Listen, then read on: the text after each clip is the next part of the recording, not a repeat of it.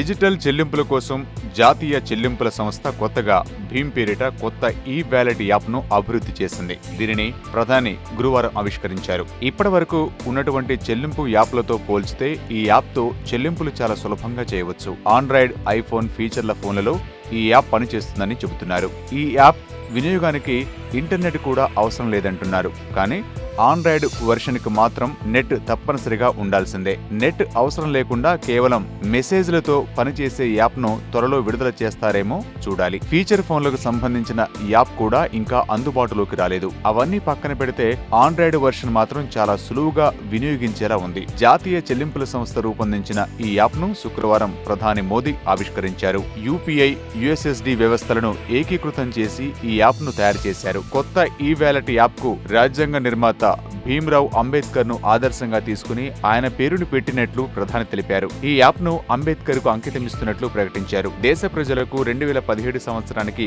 భీమ్ రూపంలో శ్రేష్టమైన నజరానాను ఇస్తున్నామని అన్నారు మోదీ. ముందుగా ప్లేస్టోర్ లోకి వెళ్లి భీమ్ పేరిట ఉన్న యాప్ ను మీ స్మార్ట్ ఫోన్ లో ఇన్స్టాల్ చేసుకోవాలి. ఇన్స్టాల్ చేసుకున్న తర్వాత దీన్ని ఓపెన్ చేయాలి. ఇంగ్లీష్ లేదా హిందీ భాషను ఎంచుకోవాలి. తర్వాత నెక్స్ట్ నొక్కుతూ ముందుకెళ్లాలి.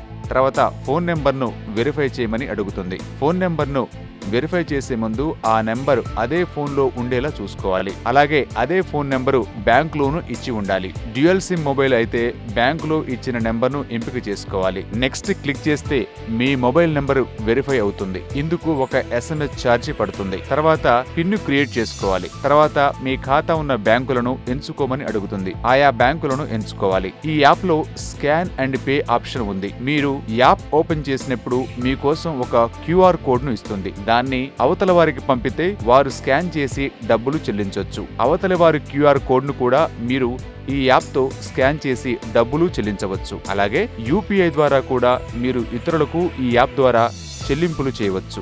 ఈ చెల్లింపులన్నీ మీరు అనుసంధానం చేసిన బ్యాంకు ఖాతాల నుంచి వెళతాయి. అంతేకాని ఇతర వ్యాలెట్లలాగా ముందుగానే ఈ యాప్ లోకి డబ్బులు నింపాల్సిన పనిలేదు. ఒకవేళ భీమ్లో నమోదు కాని UPI లేని ఖాతాదారులకు డబ్బులు పంపవచ్చు. IFSC ఖాతా నెంబర్, MMID మొబైల్ నెంబర్లను వినియోగించి డబ్బులు పంపవచ్చు. అలాగే తీసుకోవచ్చు కూడా. ఈ యాప్ నుంచి డబ్బులు పంపాలంటే ముందుగా యాప్లో UPI పిన్ జనరేట్ చేసుకోవాలి. యాప్లో బ్యాంకు అకౌంట్ వద్దకు వెళితే రీసెట్ UPI పిన్ అనే ఆప్షన్ ఉంటుంది. దాన్ని క్లిక్ చేసి సదరు బ్యాంకు డెబిట్ కార్డు వివరాలు నమోదు చేసి పిన్ క్రియేట్ చేసుకోవాలి.